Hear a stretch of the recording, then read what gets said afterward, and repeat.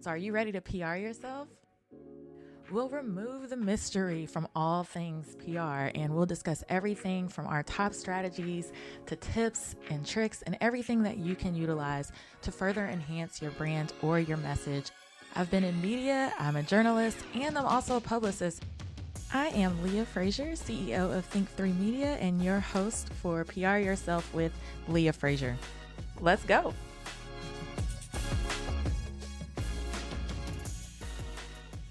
Thank you guys so much for tuning in to PR Yourself with Leah Frazier. You guys, listen, you guys are blowing my mind. We just received notification that this podcast is in the top 30, number 29 actually, in the US for marketing podcasts and in the top 100 in Canada for marketing podcasts. So thank you to each and every one of you faithful listeners. Thank you guys for sharing this out. Thank you for interacting with me. Thanks for sharing it on social media. We're just extremely grateful that this project has reached the levels that it has in such a short period of time. So thank you again. And I want you guys to just get interactive. Go on pryourselfwithleahfrazier.com. Leave me a message and let me know if you have an episode suggestion or there's something going on with your business that you want me to bring in the experts to help and tell you how to PR it better. Again, get involved. You're going to go to the link in my bio at the Leah Frazier on Instagram, and I have a whole list of things you can do. You can join our private Facebook group. In that group, I go live. I tell you what's hot and trending in social media and marketing and PR. I put media leads in there. There's one I've got to do today. And you're also going to want to interact with the other women.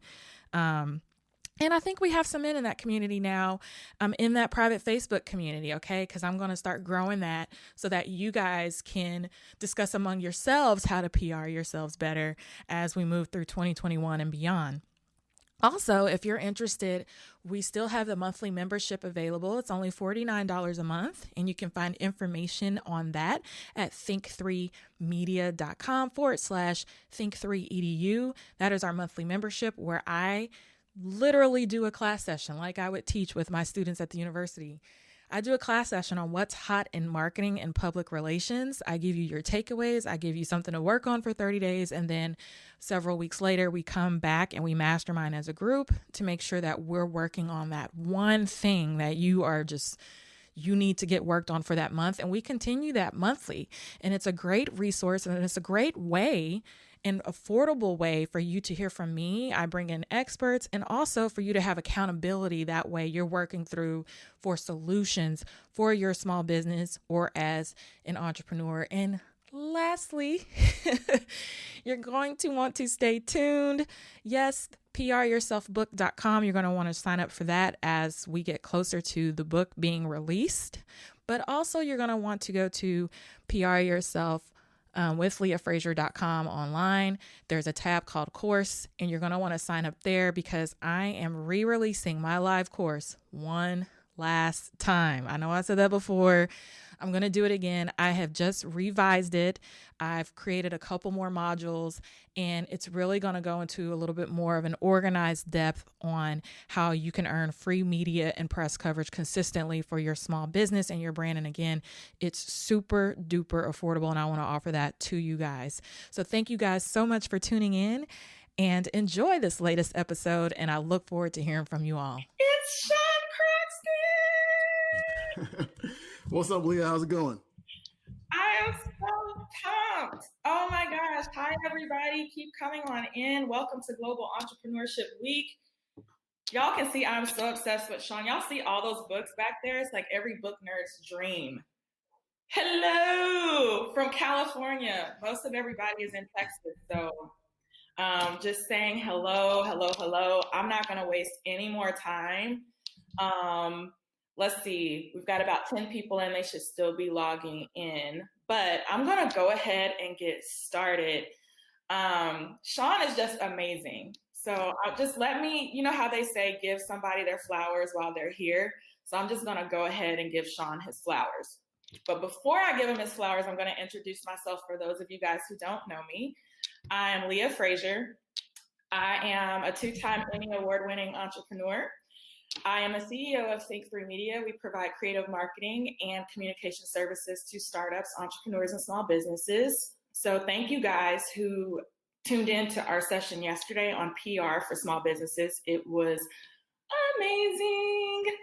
But today I want to introduce to you Sean Croxton, who was introduced to me by a friend of mine who said, you know, if you really want to up your business and you want to stay motivated, you have to listen to his Quote of the Day podcast. This was probably like 3 years ago, Sean, when this happened.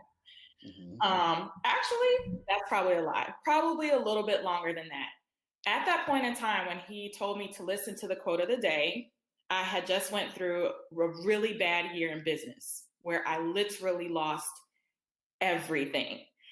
And it was your Finance Fridays. And I don't remember which one it was, who was speaking, but they were like, if you want to make a certain amount of money, write it down and then carry it with you and look at it every single day, and it will kind of manifest itself. So at that point in time, I had poured everything into my business. I didn't know what I was doing. I had lost my car. I was selling everything out of my house to stay afloat. But it was the Quote of the Day show. And listening to that every single day on public transportation, on Dallas Dart, and on the train, that kept me going. So I wanted to hand you your flowers while you're here. And I don't want everybody to be like, oh my God, like I am very well financially off right now. Okay. So I say that it needed to happen, but it was making sure that I tapped into a totally different mindset and saying like, I want to make 50K in 2 months. And I carried it around on a Post-it on the back of my phone on the train with no car. And in 2 months, and I put a deadline on it. And I got a contract for PR that equaled the 50K before the deadline that I had on my Post-it. So I just wanted to tell you that story. I've never told you that before because I was like a fangirl. That's incredible. You know, when people tell me stories like that, I always say this stuff works. You know, the stuff they talk about on the show, the stuff I teach in the class. When you really do it, it works. And so you made a tremendous change in your subconscious mind by seeing that message every single day, and you attracted to yourself what it was that you wanted. That's fantastic. So if you guys are not tuned in, and I know you're all startups, you're at different levels, please follow the QOD show. You can go to SeanCroxton.com. I'll put it in the comments in just a minute, but it's changed my life. And so I definitely wanted to bring Sean to you guys as a part of Global Entrepreneurship Week so that you can get jacked up and going. But Sean, I want to talk about your background because you've done a lot, okay? And you give a lot. So tell me, how did you get your start into entrepreneurship originally? You have an incredible journey. Oh, I mean, to go way, way back, my journey started when I was a child. My father was an entrepreneur, and I was just fascinated with, you know, his ability to go to the swap meet, the Oakland swap meet, on Saturday and Sunday and have this big wad of cash in his back pocket. I was just blown away by that, you know. And, you know, that age, you're thinking about how much candy you can buy and posters and basketball stuff. But I was also looking at the exchanges of goods. He was selling like butterfly knives and knockoff Guess and Gucci outfits and such at the swap meet. And it was just like seeing him exchange goods that were valuable to others for money was really cool. And so I really got it from him. And from there, as him as my model, you know, I started selling baseball cards. I started, you know, messing around with comic books. I just pretty much did everything I could to be able to earn my own money, whether it be just like picking up cans from off the street and taking them home and just hoarding a bunch of them and taking them to the recycling place one day and just getting money for them. In college, I sold bootleg Tupac CDs around campus. Yeah, you know, that was my thing. And then I became a personal trainer after college.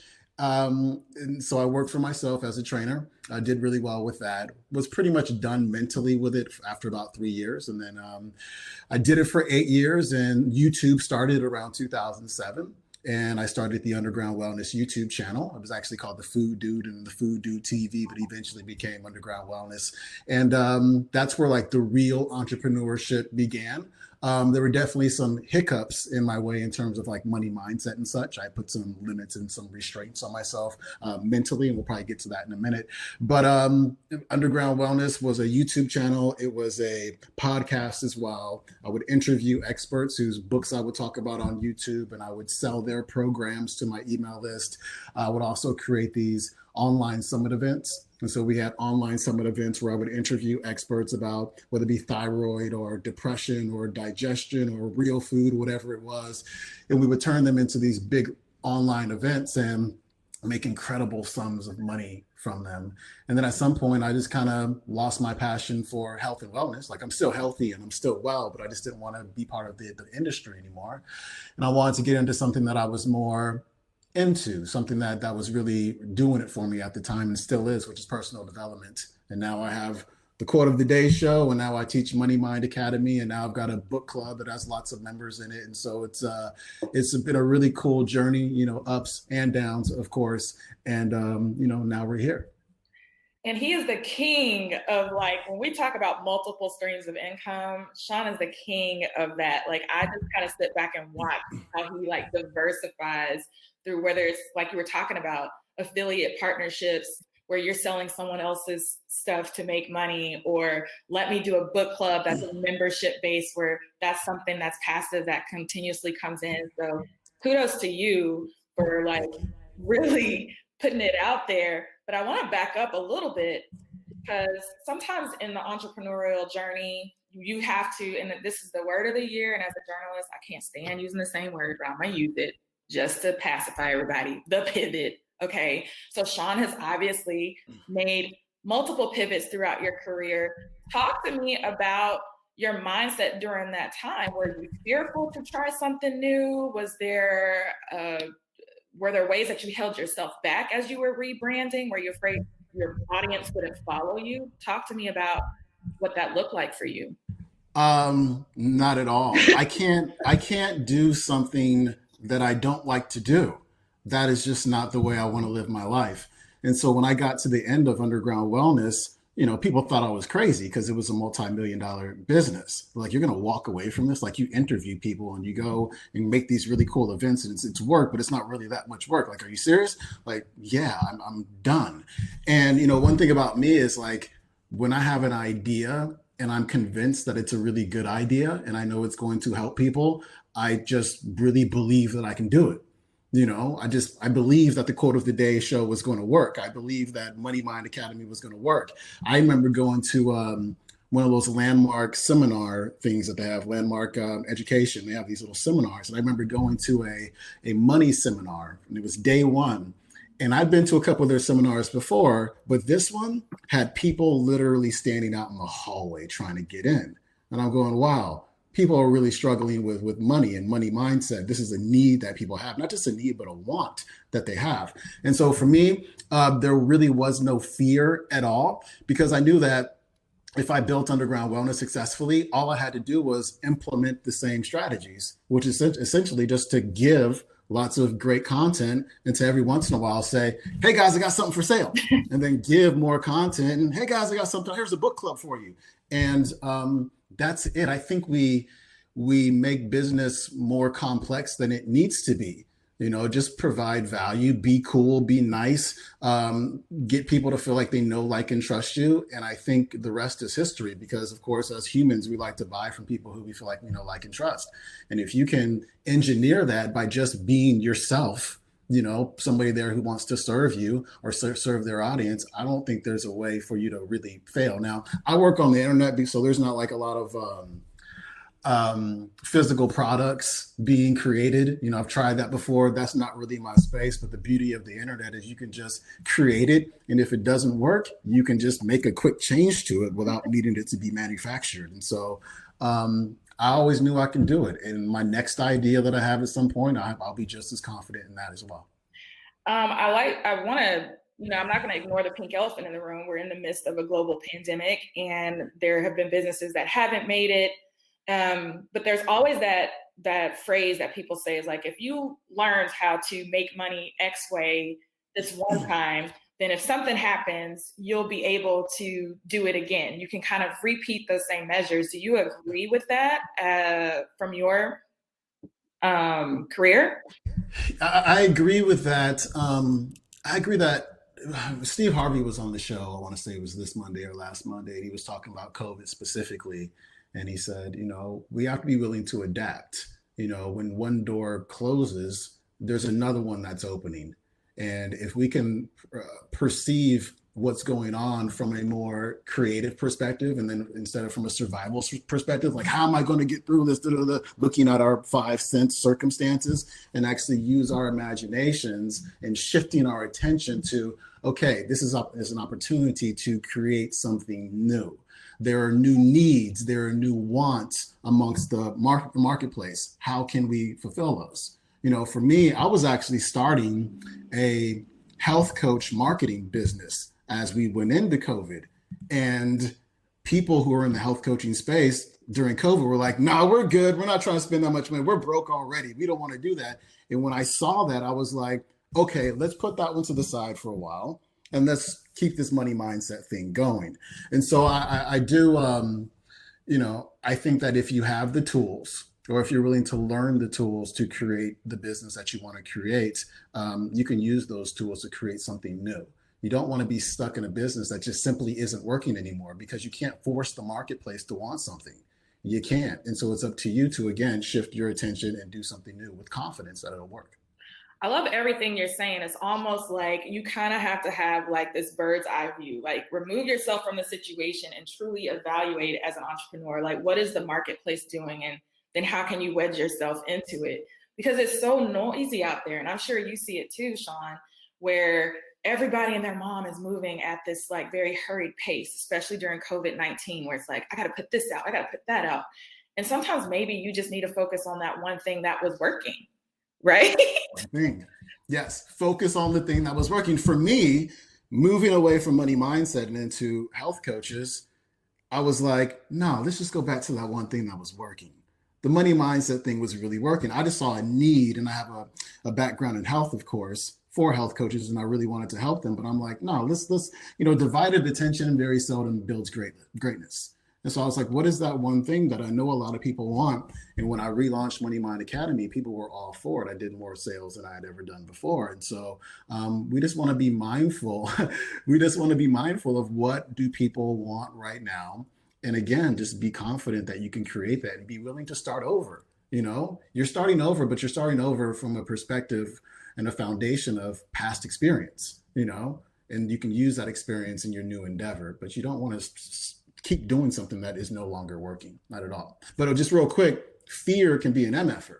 When you're fearful of losing the house and losing all of this stuff, your brain literally goes into a mode where you start to lose that imagination. And you start to lose that ability to make decisions. You start to lose that ability to take action. You literally become frozen, stuck where you are. And so we have to be willing to stand back, as you said, and be able to look at that fear and say, okay, this is not good, but I have a choice as to what to do here.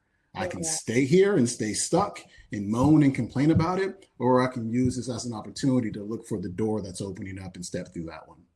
I love that. And I do want to point out that there was this stupid meme going around during COVID-19 where it was like, if you didn't come out of this pandemic with a new book and a YouTube channel and your social media popping and a new business, then you didn't utilize your time wisely.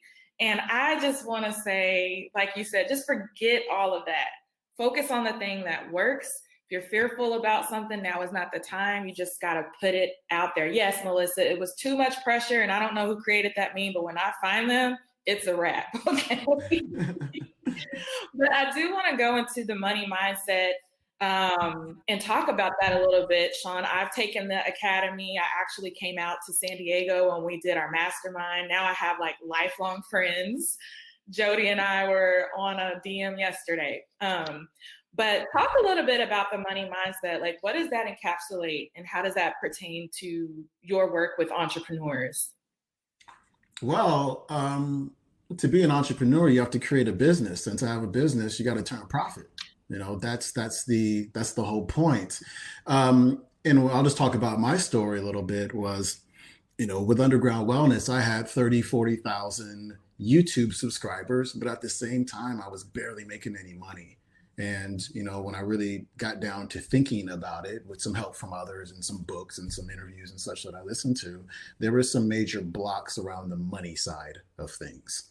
I didn't really value earning, saving, and investing money at the time. I had some very limiting beliefs around money that I had acquired as a child that hadn't been examined. I'll just give you one, for example. When we're kids, or some of us are kids, we're taught this is who we are and this is who they are. We are the regular common people. Those are the rich people. And the rich people over there, those people are miserable. They're greedy. They want nothing to do with us, which creates, from a child's perspective, a meaning and an interpretation and a belief that if you're going to get rich, you're going to be a miserable, greedy person. And for a lot of people, beliefs similar to those, if not that same belief, go unexamined for a lot of people for the rest of their lives. And so where I'm doing this Underground Wellness thing, and I'm literally shaking when I'm asking somebody for money. I could do the entire coaching call or the discovery call with them, but when it gets to the money, I'm like, yeah, it's going, and even like making videos, might pitch a product and I would cut it out. I would edit it out because I just didn't feel confident in asking people for money and receiving money as well. But I had this big realization one day. I was like, oh my God, I'm not making any money. I'm sabotaging myself because I don't want to become one of them. Oh, and if I become one of them, then the people who taught me about this us versus them thing, they're no longer going to like me. They're no longer going to love me because I'm no longer one of us. I'm one of them now.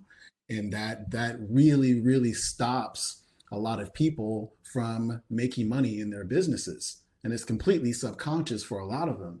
So what we do in Money Mind Academy is we look at like, what do you value? But also, what do you believe about money itself? What do you believe about people with money?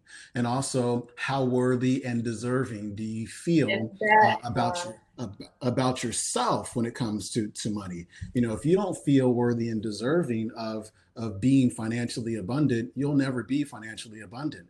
We got to do some work on your self-esteem. We got to do some work on your self-image because, if this is your self-image, this is your area of the possible. This is how you see yourself. And a profit in your business or financial abundance is outside of that rectangle, then you're never going to get it because it doesn't match who you are. And so that's what Money Mind Academy does. It helps people to identify those limiting beliefs that may be subconscious at the time, helps them to change the meaning of them or to look at them and go, oh my God, that really doesn't make any sense. All rich people are greedy? Really? All of them? All rich people? Every single one of them, guys? Oh no, not all rich. Okay, cool. Now we've made a crack in that one. You know what I'm saying? Where we can start to destroy and break that one down and just move on from it and change that to something that's more powerful for you. But I'm doing a lot of work recently on the self-worth and the self-esteem and the self-image part and putting more of that into the course because people really need a lot of help with that. Yeah, especially, and I'm just going to speak from being a woman. I think sometimes, we get into these boardrooms and it gets to that part where it's like, okay, well, how much is it? And it's that inner shaking going on where you're like, you know what you're worth, but to say it and not to flinch or to say it confidently, sometimes, if you haven't worked on that, there is that doubt and you have to be so confident in what you're saying to attract it. Because if you don't believe it, then why should they themselves, right? And I feel we really struggle with that. I have friends that are CEOs where it comes to that part, that's where everything kind of falls apart internally. Mm-hmm. Yeah, and they need to do some work on their self-image, like using visualization, setting goals and such, and actually becoming the person who has achieved that goal. Like you literally have to, and a lot of people have a hard time with this. When you set a goal, and you're growing to achieve it, you have to accept the fact that you are going to become a fully different person. And I think people have a very, very challenging time with that because, the subconscious mind, the ego, the brain really, really prefers what's familiar. anything that's unknown, your brain's like, no, we don't want to do that because we just want you to survive. We just want you to get by. Just stay where you're at right now, because going outside of that box is scary. You're not protected anymore. You can no longer predict what's going to happen.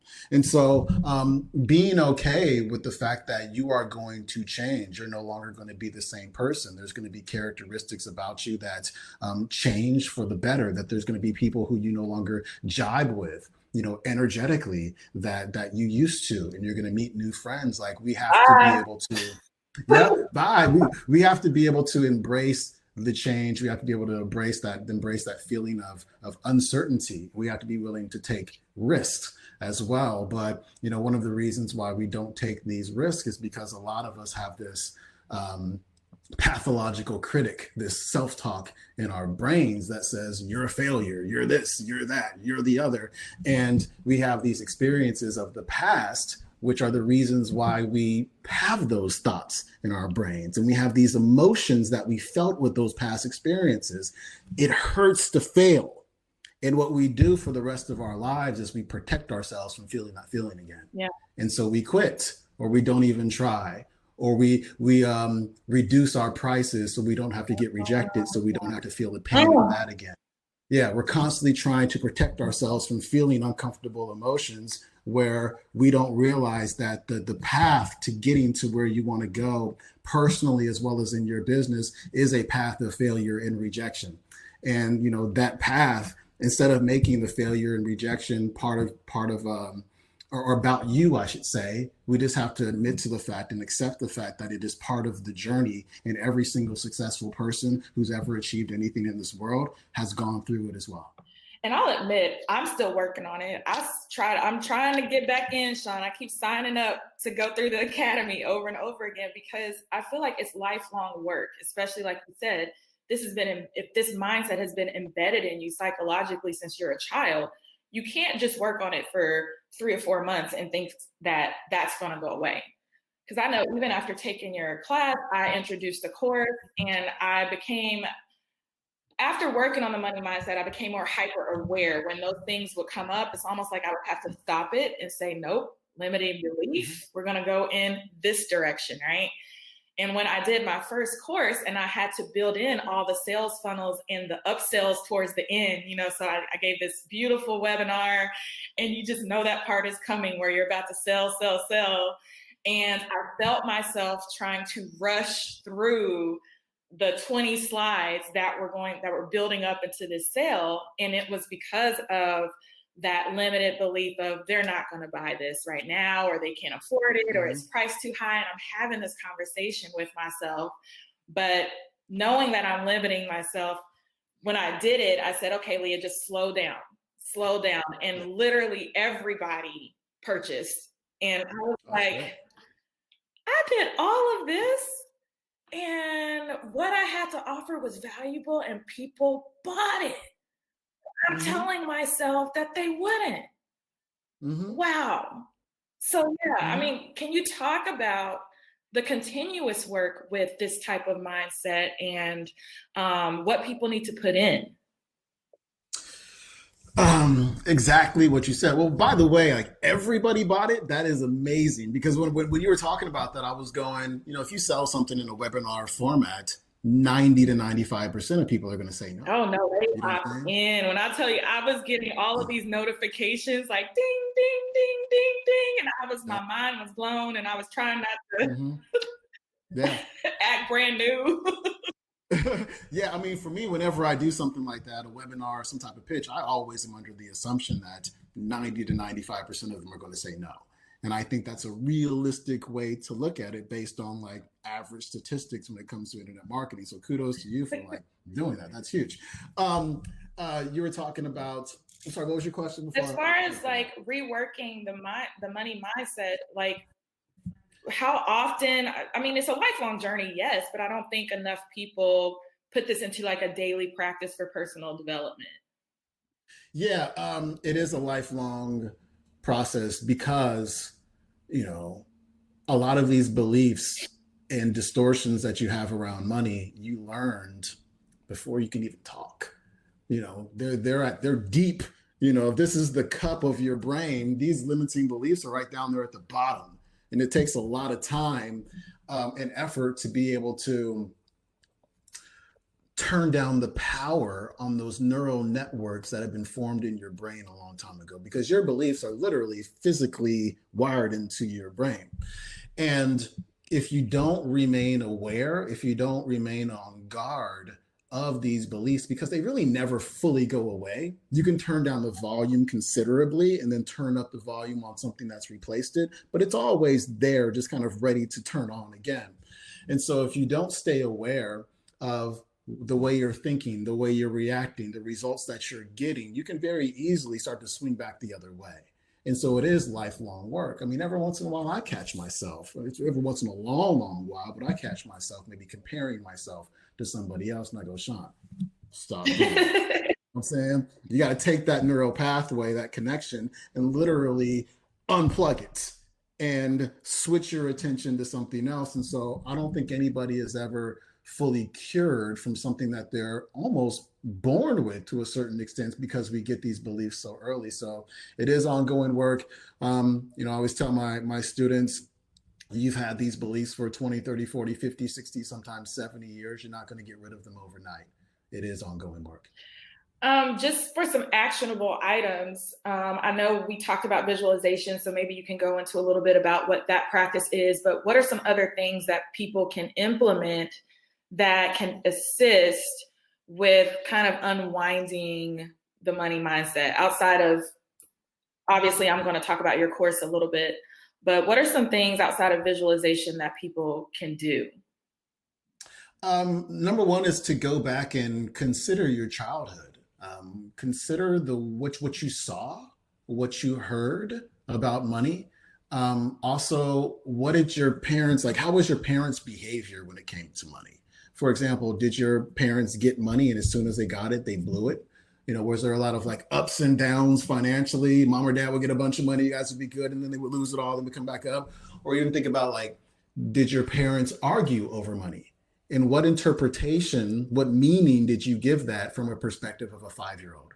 I mean, you're 5 years old, you still believe in Santa, you still believe in the tooth fairy. You're a very imaginative person at that time, a child at that time. And so did you make that mean that money makes parents fight? Did you eventually maybe make it mean that money makes parents get divorced? Did one of your parents, were they always at work trying to make money? And so how did that make you feel? And also, what did you make it mean? Did you make it mean that money takes parents away from their children? Did your mother or your father play the lottery every Tuesday? Did you make it mean that winning the lottery is the only way that people like us can ever make it financially? Okay. Did you in school or did you in church learn that it is easier for a camel to go through the eye of a needle than for a rich man to get into the kingdom of heaven? That's how I know we in the Bible Belt. Don't do it. well, here's the thing, though. I mean, they didn't have sewing needles in biblical times. So what was that needle? What did it really mean? Right? And you can just go on Google and find out what the eye of the needle means, and it makes that whole passage mean something completely different.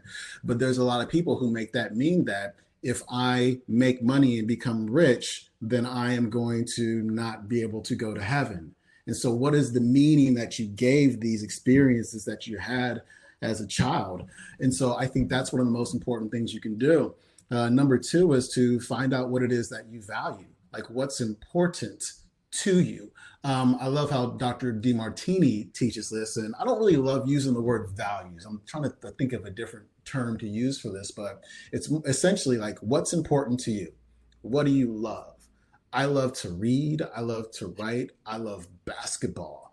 I love health and fitness. I love real food, right? Things like that. So figure out what it is that you value. There's a great book by Dr. John DeMartini called The Values Factor, where you can find out what it is that you value. And so for me, earning more income and having an abundant life benefits my values, because now I can buy any book that I want. I got 3 books coming today from Amazon. I'm surrounded by 1,000 books in my home right now. I have the time to read. I have the time to write now. So money has been able to buy me time freedom. I can buy any healthy food that I want to consume. If I want to get a personal trainer or somebody to come to the house and work me out, I can afford that. So how can having more money enhance the things that you already love? And what your brain does, it goes, oh, I'm not going to resist as much as I was before because I'm just going to get more cool stuff that I already like. What's familiar, it's only just going to go to a whole new level. We're going to have more of that. Well, let's do that. And so identifying the beliefs, identifying your values, and attaching them or connecting them to your goal of making more money or becoming more abundant.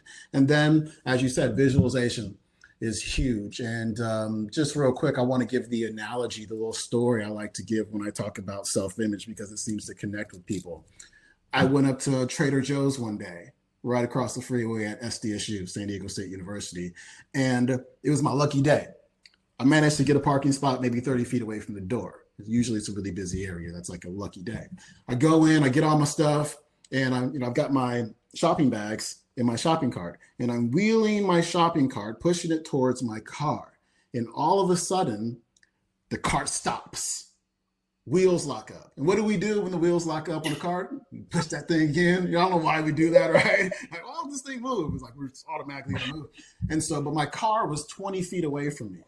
And so I said, okay, I'm gonna grab my bags out of the cart, and I walked them to my car, loaded it up, and I went home, right? Fairly uneventful story. But why am I telling you this? It's because that's how your self-image works. And so there was a perimeter that had been set on that cart. And once you got to that perimeter, it stopped. And for the cart itself, it was right before the curb because it's a busy street. And they didn't want this cart going into the curb. Well, that's what we do to ourselves with our goals. We have a goal that's out here, out in the streets, or maybe 20 feet away, 30 feet away, and we set that goal. But if our self-image is set at this perimeter and we start moving toward this goal, we lock up as soon as we hit the outer boundaries, the outer limits of that area of what's possible for ourselves. And so the self-image is essentially the way that we see ourselves. Do you see yourself as worthy or unworthy? Do you see yourself as capable or incapable? Do you see yourself as deserving or undeserving, resourceful or resourceful? Like, how do you see yourself? Because the way you see yourself sets that boundary. Now, here's the thing about how the brain works. The brain can't tell the difference between a real experience that we're having right now versus something that's been vividly imagined. So when you imagine yourself to be, not just to be, but also to feel like the person who you want to become, then your brain actually sees that as a real experience and starts to lay down brand new neural pathways that will eventually replace the old pathways or turn them down. So you literally become a brand new person by way of visualization. But the key is, though, is that you want to feel. You want to feel like you're going to feel when you are that person, whether that be confident or grateful or joyful or more loving, whatever it is. You want to bring that feeling into the visualization. Now, if you do this twice a day for 10 minutes, first thing in the morning and right before bed, because your brain waves are in an alpha state. And when your brain waves are in an alpha state, it literally opens up a bridge between your conscious and your subconscious mind where you can reprogram it. And so again, morning, evening, sit your butt down, 10 minutes apiece, and visualize yourself being the person who you want to be. And if you do that for 30 to 60 days, you will become a brand new person. It's free. There's no investment. You don't got to go to a class for it. None of that. You become a brand new person. When you become a brand new person, you tend to get into action and you attract and you create what belongs to the version of you that you're becoming. It's really cool. I think that's like super dope. And I didn't do that as much until I met you. And then in the book club, we read a book. Maybe you can remind me, Sean, what the name of it is. It's brown and like that helps. But it's not that long of a book, but it talks about visualization. And it's almost the wording, the way it read, it was very old school. So I literally had to read paragraphs over and over again. It was the second book we did once you launched the club. I can't remember it. Was it Neville, The Power of Awareness, or was it like that Troward book? I don't think it was The Power of Awareness, but I know okay. If it was a brown book, then it was probably, was it really hard? Yes, I had to read the same paragraph like 3 times. Yeah, you know what? That was a mistake. I shouldn't have brought that book in. But that was the Edinburgh Lectures on Mental Science. But if you want to read a phenomenal book about visualization and changing your self-image, just the book we're reading now in the book club. It's called Psycho Cybernetics by Maxwell Maltz. Okay. Can you say that one more You time? follow the guy. Psycho Cybernetics by Maxwell Gotcha. Maltz. All right. Yeah, it's a classic. 30 million copies sold. It's a real classic. And I think, I know it's going to be foreign to a lot of people. It definitely was foreign to me. There were some other things that, Sean, you recommended that we do to help with like our mindset. So it was like, okay, maybe a goal for you is to, you know, you want to make enough money to have a better car. So what car is that? For me, it was like, I want a Range Rover. I don't know why. That's just Leah's goal. So, and literally, as I'm visualizing all these things that I wanted in my life, some material, some not material, the moment I stepped out, I saw Range Rovers everywhere. I was parking next to them. They were parked in front of me. I would come back out to my car and they were just everywhere. And it was something, I guess, that had woken up in the subconscious from visualizing that and actually placing myself in that medium where it was all around me. So the same thing was like, abundance is all around me. Range Rovers are all around me. Mm-hmm. Yeah. Well, we are wired for goal setting. You know, we want to be moving toward a goal. Like, I don't think people can be happy without having a goal. And when you set a goal, you see your life through the filter of that goal. So when you didn't want a Range Rover, when you didn't admit that you wanted a Range Rover, your brain just didn't really see any reason to look for Range Rovers. But now that you've set a goal, you literally see Range Rovers all over the place. The Range Rovers were actually already there. But since you changed, you put a new input into what's called your intention center, which is essentially your internal GPS. You put a Range Rover into your GPS and your brain just says, okay, now I can shift my attention and start to show Leah the thing that she wants.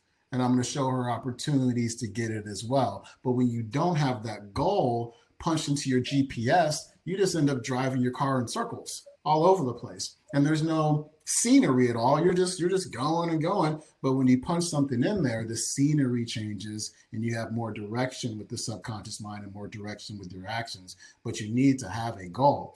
And just, I want to be specific because we're talking with entrepreneurs, or this applies to anyone, but we don't want to have a kind of a broad goal. We need to have a specific goal. It cannot be more money, more business. You have to make it measurable. If you made $50,000 this past year, if you make a goal of making more money, $50,001 is more money. And your brain will set you on the course for that. So you really want to be specific. If you want to make $100,000, I am so happy and grateful now that I have earned $100,000 by December 31st, 2021. We have to have a very specific goal. Also, why? Because I want my children to have every single thing that they want, blah, blah, blah, blah, blah. It's got to mean something. There has to be a big reason for it, because if you don't have a big reason for it, it's very likely that you have more rewards for failing. And a lot of people don't understand that concept, but there are a lot of rewards for failing in your business or not even trying. If you fail in your business and it never gets big enough, you don't have to deal with criticism, right? So you keep yourself small. Maybe you don't want to outshine somebody. Maybe your brother or your sister is a successful one. And so one of the rewards is you never have to make them feel uncomfortable. You don't have to have that awkward experience. And so a lot of people have more rewards for not even trying or for failing than they actually have reasons for winning. So you want to make sure like you really have big reasons for doing what you want to do, because if you don't, that motivation goes, and those rewards for failing are so big that you'll stop yourself every time. Why?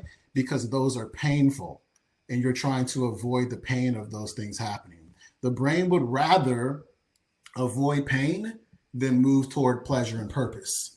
And so your brain's like, this business gets too big. You're gonna have to deal with criticism, reviews, newspaper articles, all these haters talking about you. Like, that's the reality. We're wired to hate on each other. Unfortunately, that's just the way it is. You're never gonna get past that. But you got to make that thing small by having reasons for winning that are so big that looks way cooler than avoiding the pain that I've been trying to, not really experience in my life. I love that. And as you kind of hit on that, I want to take just a short little turn, because your podcast is the reason why so many of us find you, work with you. You just reached over 1,000 episodes, which is just pure insanity. If anybody has a podcast, to know, to reach that number and to be consistent in that is just, it takes an extreme amount of discipline. So can you tell me your why? I mean, you already had a million things going on, Sean. Why would you just add it to your plate? So what's your why behind the podcast?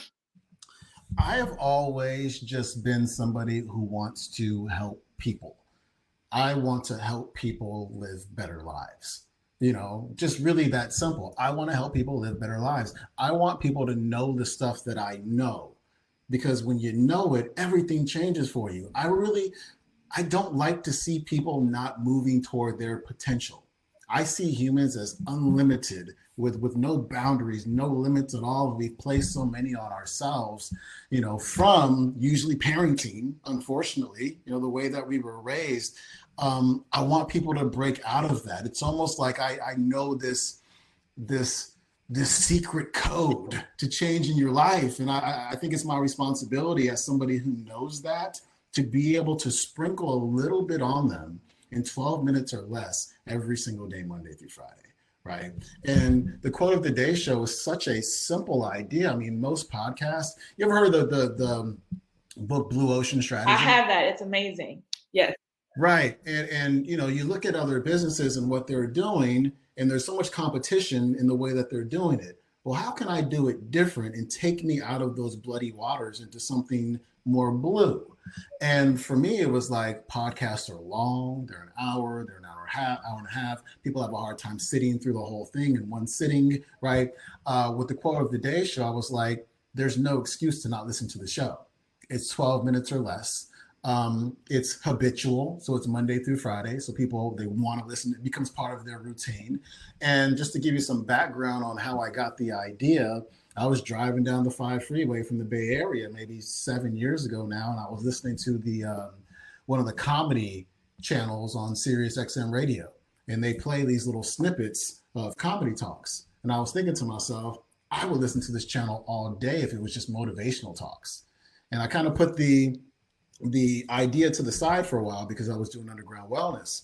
But a few years later, when I had the opportunity, I was like, that idea from a couple of years ago, let's do that. And to be honest with you, Leah, I knew it was going to be a big deal. I knew it was going to get a lot of listeners. And the thing is, it only takes me 3-4 hours a week, if that.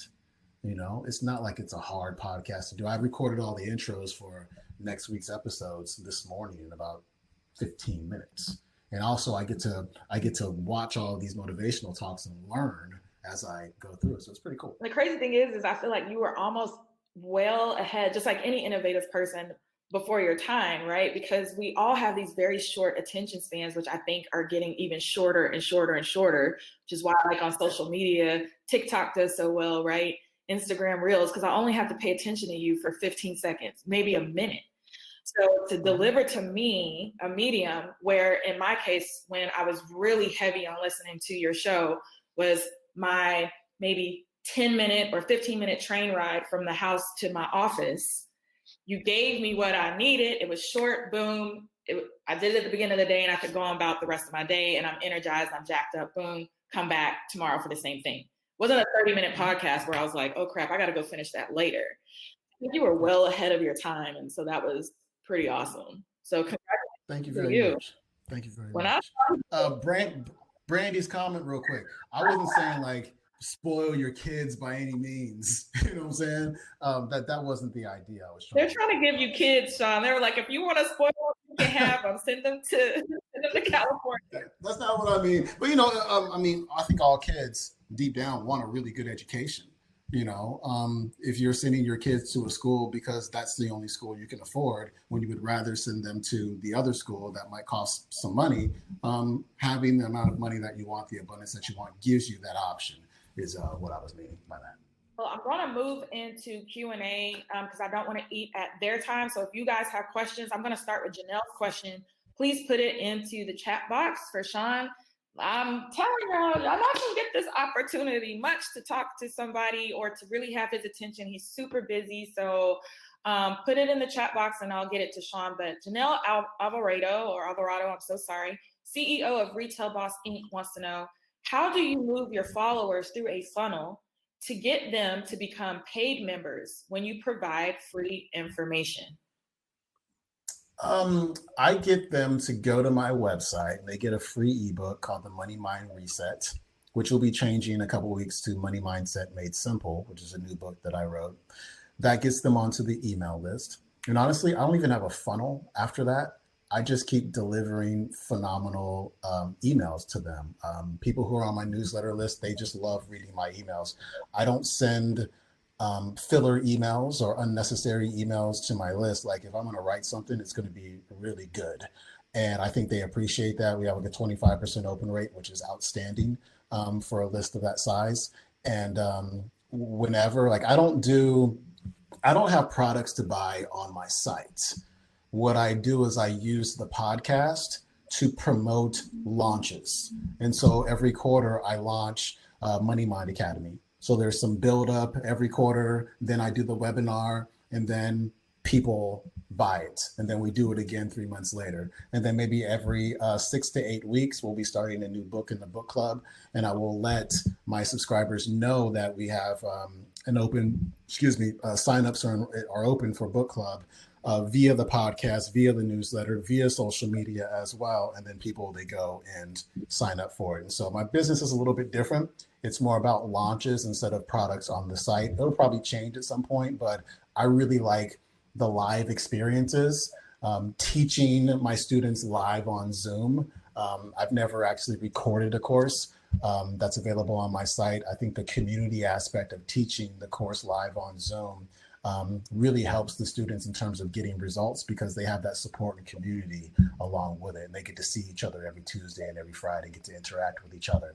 And so that's my model. It's not a funnel to a recorded course or a physical product. It's just launches. Thanks for the question. As far as podcasting goes, it seems like, do you feel like it's oversaturated or it's a little bit harder to get one up and going now because so many people are launching podcasts and apps like Anchor have made it so simple, like, you can do it from your phone? Or what are your thoughts on that? If anybody here in the chat box is like, hey, I want that same approach, how hard is this to do? I think now it's probably a little bit harder than it was before because there are so many people involved. I wouldn't stop because it's saturated, because I don't think anything's ever really saturated. I mean, I tell people, if you think something's saturated, go to the bread aisle in your supermarket and see how many different companies are selling bread. It's like half the aisle there. So there's always going to be space and room for others to come in. Here's what separates a good podcast that's going to really stand out from other podcasts that don't. It's just the quality of your content. So back in the day, when I was interviewing people on Underground Wellness Radio, as well as the Sean Croxton sessions after that, I was known for being a phenomenal interviewer. People would say all the time, oh my God, you're the best interviewer I've ever heard. And this isn't just from listeners, this is also from my guests who would be like, oh my God, that's the best interview I've ever given. You did so much research. That is, wow, I can't believe you put all this work into it. And I think that's what separated me from all the others, because all of the others didn't read the books. All the others just they fired off very vanilla questions that didn't really go anywhere. The others tend to ask questions and it's almost like they're not even listening. There's just 10 questions in front of them. They ask, there's no follow-up, and then they go to something else, no follow-up. I was obsessive about preparation. And I think when you're obsessive about preparation, number one is, platforms like Apple Podcasts or Spotify will say, oh, such and such just submitted a brand new podcast. We're going to check it out, see what it's about, see if we'll feature this because we want to feature good new content. Oh, we do like this one. This is a really good podcast. So some of these podcast platforms will actually feature your podcast from day one if you're really good. Also, I think that when you do a really good job for the person who you're interviewing, if you decide to do an interview podcast and that person has a good following, I would never ask my interviewee to share the episode. They would always want to share it. They would ask me, they'd be like, oh my God, that was so good. I got to get that out to my people. I want to tweet it out. And so when you can be exceptional with your craft, I don't think there's any way to fail. I think you're always going to stand out. And if you're going to do a podcast, just one more thing, and you want to do interviews, study great interviewers. You know, Howard Stern, Barbara Walters. I know he got into some trouble, but Charlie Rose, phenomenal interviewers. Oprah Winfrey, phenomenal interviewer. Like, study their stuff, study their patterns, where they start, what's in the middle, what is the goal. A lot of times the goal is not to sell the product. The goal is to get the audience member to feel like they know, like, and trust the person being interviewed. And I've sold a lot of books and a lot of programs for people by not really focusing so much on the product, but focusing more on the person in the interview. I love that you said that, because I'm a huge fan of Brendan Burchard, and he says the same thing. Like, look, I'm just giving you content. Whether you buy anything from me at the end of the day, I'm going to have plenty of people that do that. You know, I'm here to serve. And he's just, so I like that you have that mindset, because a lot of people don't. They go into podcasting thinking that it's going to be the ultimate moneymaker. And that's really hard to do, especially if, you know, you don't have the audience built up. Like, that's something that comes over time. Yeah, you want to build your audience over time. And we just have to, just basic human behavior, though. It's like, you watch TV shows that are good. Once the TV show starts to suck, you stop watching it. And so you just want to make sure that your podcast is good every single week. You do the best you can, because as soon as you have 2 or 3 episodes that just aren't very good, people are going to tune out, and there's a lot of other choices. So just make sure your stuff is really good. Also, I recommend, if you're going to start a podcast, go to Red Circle. RedCircle.com is a free hosting service. And they make your life a lot easier, because they actually find sponsors for your podcast. You don't have to do it on your own, which is beautiful. And they've sent a few sponsors my way. It's very easy money. Like, you read an ad for 1 minute, you know, if it's a product that you really like, and just money comes. It's coming. Awesome. Just 2 questions before we close out. The first one from Brandy, who wants to give you her kids. She wants to know, what's next for you, Sean? What's next for me is, you know, that's a really good question. I'm going to do a huge launch for Money Mind Academy in January. I'm actually thinking about going to law school and getting into politics at some point. So, join the club. Do you want to go to law school? I've already been. I'm a lawyer. I just thought, I don't talk about it for branding purposes, but I'm a lawyer. Yes. Okay, I did not know that. Yeah, I've always wanted to go to law school, but I'm feeling very compelled to study, like, constitutional law and maybe get into politics, you know, some point later in my 40s. But so that's what I think is next. But also, I may change my mind and something else may unfold for me. We'll just kind of, or you could be like me and become an attorney and say, oh, I don't want to do this anymore, and then just go a different direction. At least you always have something to fall back on. Right. Hey, you never know what's going to happen, how life's going to unfold. I never thought I'd be doing what I'm doing right now. So we'll just. Awesome. And then my absolute favorite question, Janelle took it from me, and I'm going to actually expand on this question. So she says, any book recommendations on this? I'm assuming she meant podcasting, but I want to expand that to ask you, what are your top 3 book recommendations for entrepreneurship overall? I know that's hard, Sean, because you got like 50 million. I thought about this today. I've got 3. One of them I'm kind of afraid to tell you, but I'm just going to say it anyway. So number 1 is Life Unlocked by Srini Pillay. Life Unlocked by Srini Pillay. It changed my life, because I got to understand that the fears I was dealing with as an entrepreneur were in my brain. They were literally wired into my brain. So I can stop taking these things personally. I can step back and be like, this is how my brain is wired, and here's how I can change it. And I think it's chapter number 3 on the fear of success. When you read that, you're going to be like, oh my gosh, I did not know I had all these fears of being successful. I just did not know. And I remember just like checking them off one at a time as I was going through that chapter. So that's huge. Number 2, I already mentioned, which is Psycho-Cybernetics by Maxwell Maltz. Because again, if success in your business is out here, and here's your self-image, you're never going to have it. You have to change your self-image. It's just, and the other one I know is going to piss half the people off in here, but it is what it is. Donald Trump's book, Never Give Up, is a phenomenal book for entrepreneurs because it tells stories about his journey through entrepreneurship and like trying to buy a building for 10 years and deals that take 3 years to do and all of these things that would come up where he just never gave up and kept on going. So whether you like him or not, it's a phenomenal business for anybody, or book for anybody who's an entrepreneur, because I think that is the backbone and foundation of being an entrepreneur is never giving up, never giving, no matter what happens, because you never know if you're going to be 3 feet from gold. And so keep going, keep going, keep going, keep going, keep going, because at some point it pays off and you have all the success. Awesome. For Life Unlocked and Psycho-Cybernetics, Carlene wants to know if you can repeat the authors of those books, please. Dr. Serini Pillay, S as in Sean, R, I, N as in Nancy, I, Pillay, Pillay. If you look up Life Unlocked on Amazon search, it's probably the only one to come up. It's fear is also in the subtitle. And then Psycho-Cybernetics is Maxwell Maltz. You got the okay. there. Maltz is MALTZ, and then Never Give Up. Awesome. Sean, lastly, before we go, when is the next Money Minds Academy that's coming up? Well, I'm going to do a 4-part Money Mind Masterclass starting on January 3rd, I believe.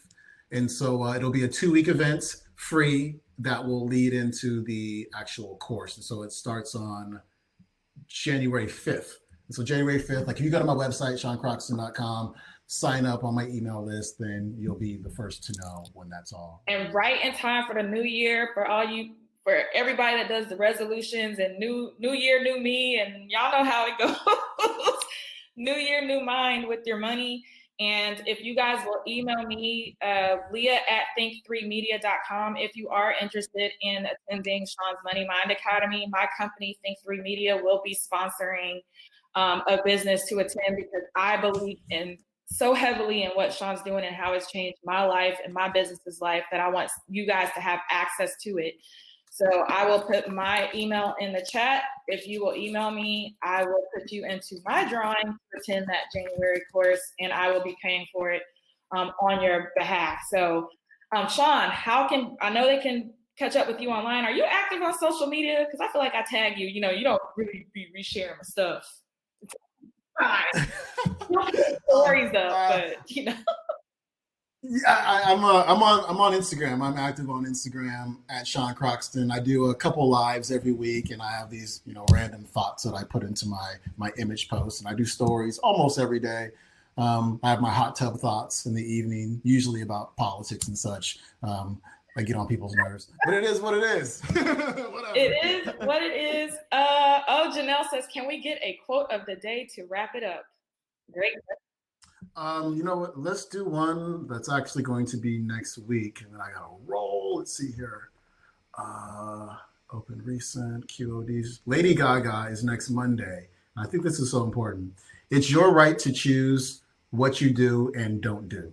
And what she means by that is, if you're doing stuff that doesn't make you happy, like for me, it's returning email. It doesn't make me happy at all.